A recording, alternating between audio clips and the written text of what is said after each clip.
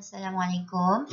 So this is chapter 7 for MGT 340, disciplinary system and termination of surveys. Alright, so for the preview and the objective of this chapter, you can actually read on your own. Okay, so we are going to talk about the disciplinary system. Okay, alright. For disciplinary system, this system must be fair and just. Fair and just means that dia kena adil lah. Bukan fair and lovely ya, adil. Adil dan sama maksud dia fair and just tu. So, in a fair disciplinary system, employee know the rules and know what they can do and what they cannot do. Disciplinary system means dia akan letakkan all the rules and regulation of the do and don'ts of being an employee in that particular organization. So if let's say that particular employees behave in an acceptable manner, they are going to be punished. Macam kat sekolah jugalah kan. Like for example, absenteeism, low performance, adalah a few problem in the organization. So the purpose of punishment is to change employees' behavior and to send a warning to other employees. Dia nak tukar behavior employee tadi dan juga untuk jadikan sebagai tauladan lah kalau in Malaynya for other employee. So dia kata kat sini, unacceptable behavior will not be tolerated, takkan dipertimbangkan. Okay, so next will be penalties. Okay, so if let's say there's employees who commit misconduct, they are going to be penalized. They are going to be given this penalty. First step is oral warning. Oral warning means verbal lah. Verbally, you as a manager or supervisor, you are going to give some advice. First advice lah kita panggil kan. And warn the employee that you should not do this. Jangan datang lewat lagi, for example. Written warning. Warning means satu. But usually we are going to do like macam bila panggil ni, you bayar elektrik kan. Tak bayar elektrik 2 bulan, nanti dia akan bagi satu warning. Lepas tu nanti akan ada warning kedua. Warning ketiga tu mungkin dah kalau merah dah dia punya warning written kan. Right. So next will be suspension without pay. Suspension is gantung. You jangan guna perkataan hanging ya. Hanging tu gantung leher patah tu. Suspension is gantung tanpa gaji. Means that you are going to ask the worker to not come to the work. However, you are not going to pay the worker. So dia akan ambil orang kata pengajaran lah from there. Jangan pula you suspend the worker but you pay. You give him or her the salary, monthly salary. Oh, happy lah dia. Right. So the next one will be demotion or downgrading. Demotion or downgrading means that you are going to demote dia punya position. Position is dia punya position apa in Malay ya. Jawatan dia tadi. You are going to downgrade. Dia turunkan pangkat dia. Kalau dia, contoh for example, grade 27, dia turun kepada grade 22, contoh. So, because of downgrading tadi, gaji pun akan turun sama. Okay, so the last one will be dismissal. Dismissal is termination lah. Dismissal means you are being fired. So, before the dismissal punya stage, you need as a manager, you need to fulfill all the steps first. Means you can start dengan oral, written, suspension, demotion, barulah you akan dismiss. Okay, how you are going to deal with employee problem? So we have a few types of problem. For example, if let's say the worker is not performing well, contohlah, then you are going to go for option transfer option. So, is a lateral move an employee from one job to another or from one department to another. Dia boleh jadi dari satu kerja ke satu kerja lain, which is another job lah. Kalau clerk mungkin dia akan bawa kepada job lain, which is pembantu sahaja, bukan clerk lagi. Or from one department to another, from marketing department, you try to transfer him or her to another department. Mungkin department yang dia lebih suka lah. Right? Or from one side to another. One side tu mungkin branch, tempat. Sometimes they create problem because they want to get transferred. Ada. Dia nak transfer, nak dekat dengan family, what not. Right? Okay, so next will be usually Employers transfer employees because of this. To fill vacancy for experienced worker. This one is for the good, orang kata positive way lah. There are job opening ataupun job position yang kosong. So, you need to transfer your worker to fill vacancy. Untuk penuhkan tempat tu for experienced worker. Dia tak boleh ambil orang baru. Dia kena orang yang lama, yang dah bekerja lama. To solve people problems, like for example tadi jauh daripada family, PJJ jarak jauh kan. Ataupun ada family problem, mak ayah tak sihat. To provide training to employees. So basically, let's say if you need to transfer this worker so that he or she will learn each department. Dia dah berada dalam department marketing for 3 years and now we are going to transfer to department financial department. So they will learn another knowledge in finance department. Employee may request transfer because of this ya. For personal non-work related reasons, sama juga personal ni mungkin jauh daripada suami, isteri, for family matters.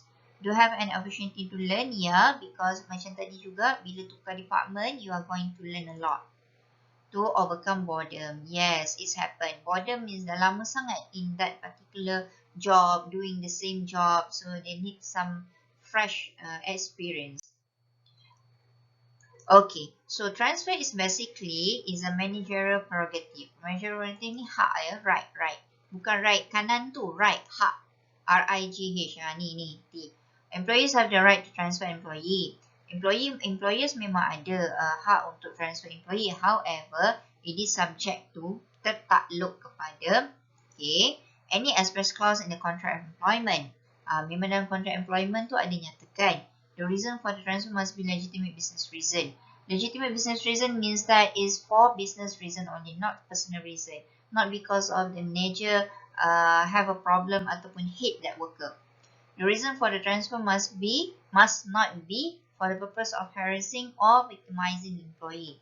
So, a manager should not transfer a worker because of harass ni maksudnya dia memang saja-saja nak bully dia lah. Or victimizing. Memang sengaja nak orang kata bagi employee tu susah. Okay, the last one will be the transfer must not be to the detriment of the employees. Detriment ni maksudnya if let's say right now gaji dia 5,000 and then you suddenly transfer him or her to another branch which the salaries given is lower than the current salary. Tak boleh lah because they already have commitment like kena bayar rumah, kereta, so tak boleh detriment ya, right? Employee term and condition of the employment, maksudnya tak boleh rendah daripada apa yang dia dapat sekarang. Okay, so this one is promotion of employees. Promotion is naik pangkat, bukan year end sale. Promotion juga kalau itu promosi kan, this one is naik pangkat. So promotion is reassignment of an employee to a job at higher level. Ingat ya, the definition is from lower to higher level in the organization. So when you actually promote your employee, the salary being given is also going to be higher than the current salary. Promotion opportunity motivate employee. Dia akan naikkan rasa motivasi lah because dapat gaji lebih kan and rasa bangga. Providing the promotion system is perceived as being fair and transparent. Fair, adil, transparent, telus. Telus means kena tengok, orang nampak cara pemilihan tu betul. Okay, this is continuity of promotion. There are 2 criteria for promotion, which is seniority. Seniority is based on how many years of the worker already been in the organization. Merit based on the performance. The higher the performance, the higher the chances to get promoted. So between these two, there are pro and con lah. Ada dia punya kelebihan, ada kekurangan dia. Seniority is based on how many years. Merit is based on the performance. Okay. An effective performance evaluation system is required to identify which employee are suitable for promotion. So basically, you need to have, kita dah belajar performance appraisal kan. So they need to identify which employees yang suitable for promotion based on this. Basically, seniority pun kena buat because we actually acknowledge the experience of worker who have already been with our company for a long time. Okay, as well as you are going to acknowledge person who have high performance. Mungkin dia baru masuk tapi high performance. So usually in a company they are going to use both. Tak boleh lah nak guna satu sahaja. Tapi tengok-tengok, ada certain company like for example in private sector they are more towards merit. They want to see the performance. Tak kira sama ada baru ke lama. Okay, alright. So next we are going to go for this is like a subtopic of this chapter, grievance handling. Grievance ni ketidakpuasan hati lah, right? Your worker is not satisfied with your management, and then this is we call it as grievance. Grievance ni macam kalau orang meninggal dia bersedih, tu grievance. Okay, but for this particular cases we talk about worker. So they are not satisfied with the management, so they grieve, right? Dia rasa sedih. So the effects of unresolved grievance. Efek kesan daripada rasa tidak puas hati yang tidak resolve, tidak selesaikan. So the manager failed to resolve the grievance of their employee. So what happened? So there are so many things that can happen. So as we can see here, resignation ni berhenti, employee tu berhenti, depression among employee, poor quality of course, high accident rate because of the unsatisfied feeling. They are not going to perform well. They are not going to do the maintenance. They are not going to do the job. Orang kata sepenuh hati lah. High rate of illness because the employee will feel stress, job burnout. They are going to feel unhappy.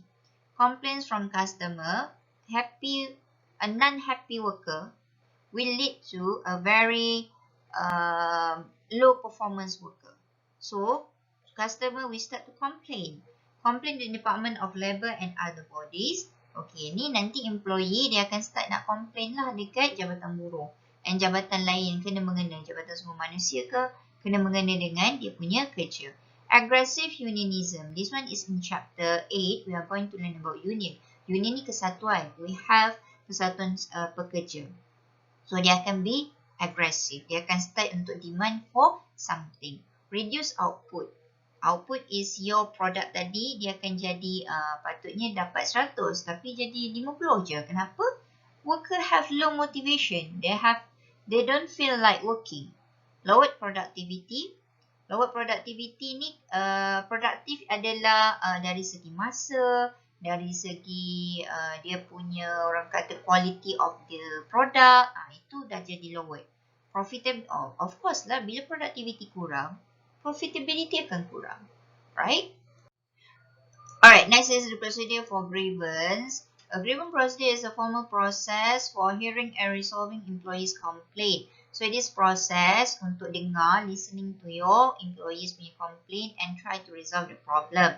So dia punya deadline, the procedure will establish deadline for each day at which a grievance is heard. So dia ada masa dia lah. Nanti kat bawah nanti after this ada dia punya masa. Grievance should be settled at the lowest level possible. Lowest level possible means supervisor lah, right? Okay, next is ini dia punya tadi due date tadi. Deadline tadi. Worker raise grievance immediate supervisor within 5 days. 5 hari daripada benda tu berlaku, dia bagi tahu supervisor. What supervisor needs to do is, if let's say within 5 days, supervisor tak buat apa-apa, then only then the worker can refer to HOD. Right? Supposedly dia dah settle lah masa first stage tadi. And if HOD is head of department, does not resolve the grievance within 5 days, then only the worker can take this matter to CEO. Alright. However, if the CEO also failed to see this matter within 5 days, the employee can refer to the Department of Industrial Relations for conciliation. Conciliation tu maksudnya untuk capai persetujuan lah. So this last step will only occur in unionized environment. Maksudnya this last step ni tak boleh personally pergi. You need to go to your union. You need to ask your representative of your union and they are going to take this problem to Department of Industrial Relation. So you kena pergi secara kesatuan lah. Tak boleh pergi orang kata as a person, seorang-seorang. Dia kena ada wakil daripada kesatuan tadi. Okay, so sambungannya daripada grievance procedure tadi. So, manager must be trained how to handle this grievance. Macam mana cara nak handle. Grievance handling require, first, need to have a very good listening skill. Understanding of right employees and employer. You kena faham lah. Maksudnya, in HR, kalau chapter 8 nanti, basically, for chapter 8, we have like one book. Untuk chapter 8 sahaja. For, industrial relation. So, a manager should understand the right of employees and employer. Dia kena faham dan dia kena pandai lah. Counselling skill. Kena ada skill untuk advice, bagi counselling to the worker. Last one is problem solving skill. So, he or she, the manager tadi, need to have problem solving skill because dia kena selesaikanlah masalah ni. Dia biasanya payah tau bila masalah ni. You kena win-win situation. So basically manager tu akan jadi macam susah lah. Tapi itulah manager. Alright. So next problem will be absenteeism. How you are going to deal with absenteeism of your worker or employee tadi.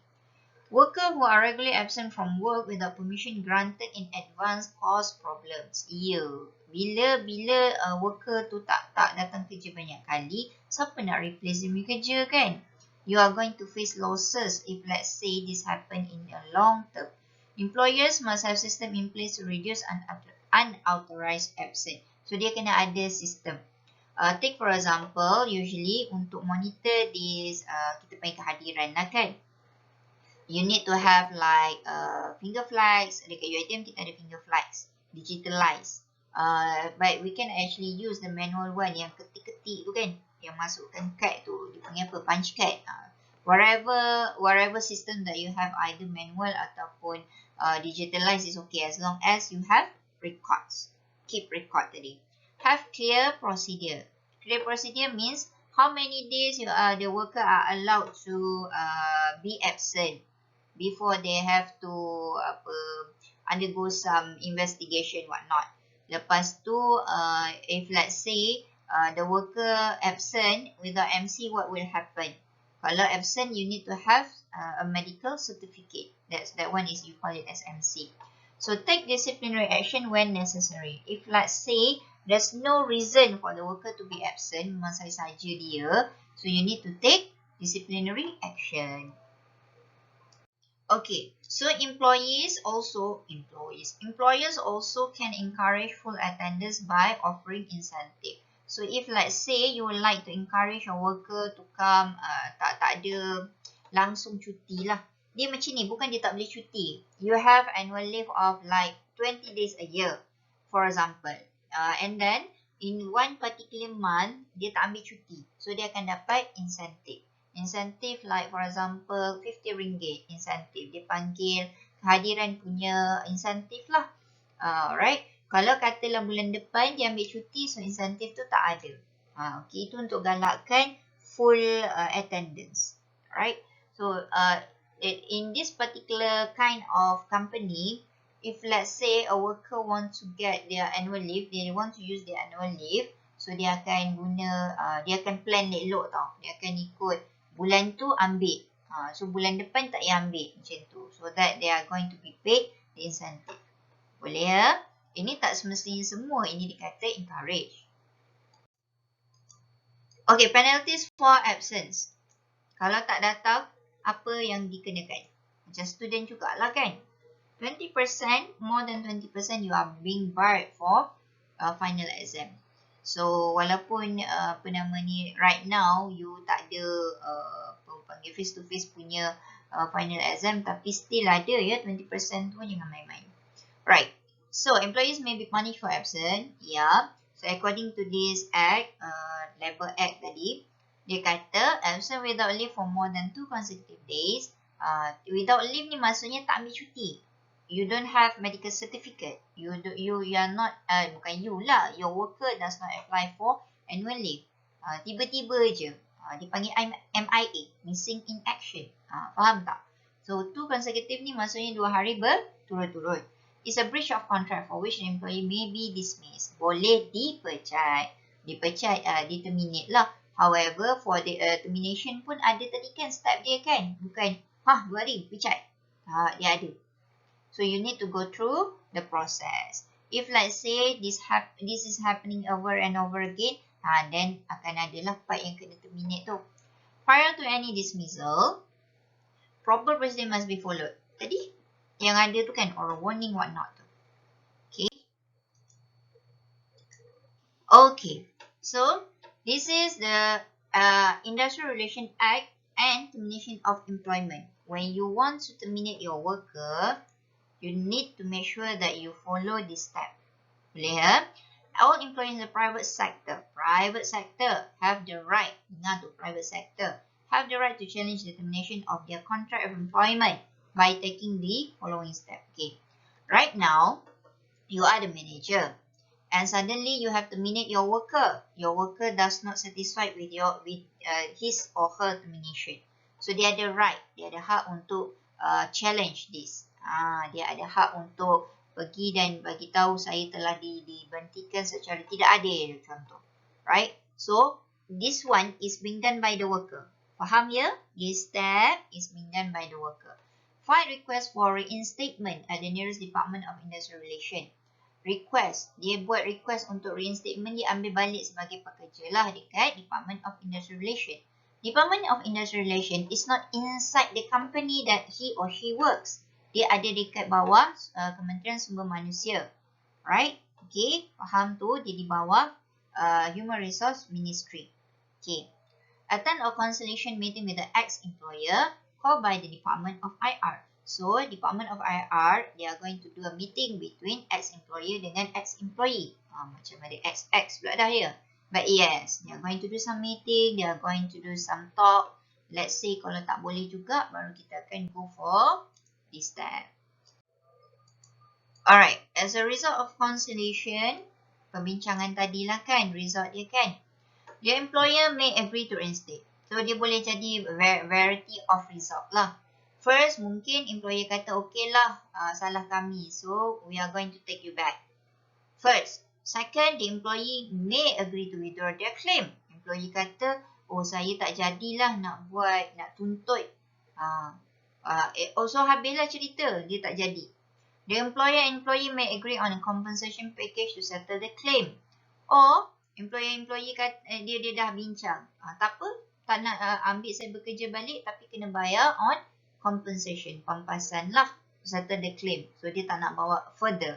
Dia tak nak bawa ke mahkamah lah kan. The employee may not reach any agreement. So, boleh jadi juga, they are not going to reach any agreement. If, let's say, one of the first three tadi settled, there's no need to go for another step.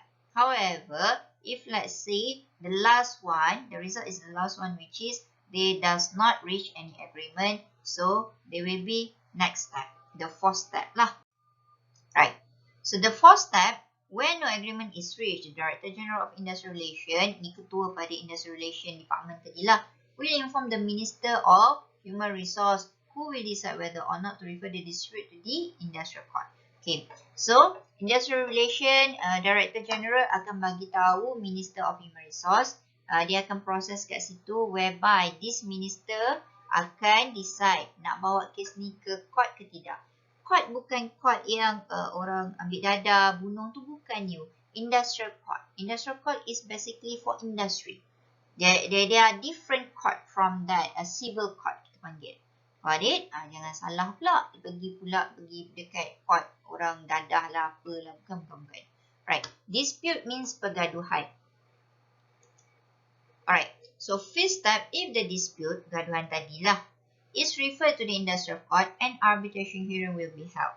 Arbitration hearing ni maksudnya perbicaraan. Arbitration ni timbang tara, tapi perbicaraan lah. So there will be, ada lawyer dia, akan ada defendant, akan ada orang yang panggil ni employer kat situ. Right? So next is, the industrial court will decide whether the employee must dismiss with or without just cause or excuse. Okay, nanti court tu yang dia akan ada judge, judge tu akan bagi tahu nak employee ni diberhentikan secara bersebab ke tak bersebab. So dia akan bagi evidence macam you tengok dalam TV kan. Orang ni bagi evidence, lawyer ni akan kata macam ni, lawyer tu akan kata macam ni. Dia yang ni akan defend diri dia. So nanti last sekali they are going to decide. Yang ni employee ni telah dipecat secara ada sebab ke tak ada sebab. Right? Okay. If the dismissal was without just cause, tanpa sebab the court will either, maksudnya kalau tanpa sebab tu siapa yang salah kat sini? Majikan lah kan? I tanya, I jawab. Tapi majikan lah yang salah. Order the employer to reinstate the employee. Nanti industrial court dia akan order. Employer kena ambil balik pekerja. Or atau. Order the employer to pay compensation bayar pampasan to the employee for loss of his employment. Right? The industrial court has the power to decide on how much compensation should be paid. So, industrial court ni yang akan decide nak bayar berapa. Tapi dia ada formula dia lah. Typically, the formula follow is back wages from the date of dismissal up to the date of the court decision. Back wages ni maksudnya backdated. Kalau katalah dia telah dipecat selama 2 tahun, which is 24 bulan lah. Daripada tarikh tu, dismissal tadi, 24 bulan tu darab dengan gaji dia. Sebulan 3,000. 24 kali 3,000, kena tekan calculator lah nak. 24 kali 3,000 is 72,000. And, 1 month's wage for every year of the employee service. Tadi 2 tahun kan? 1 month wage. So, dia akan tambah berapa? Lagi 6,000 lah. Sebulan 3,000. Tambah lagi 2,000. So, basically, kalau gaji 3 bulan, 3,000 sebulan, 74,000. Right? Itu is very simple math lah. So, that's all for your chapter. This is the first recording. So, I'm going to see you in next recording. Okay, thank you very much.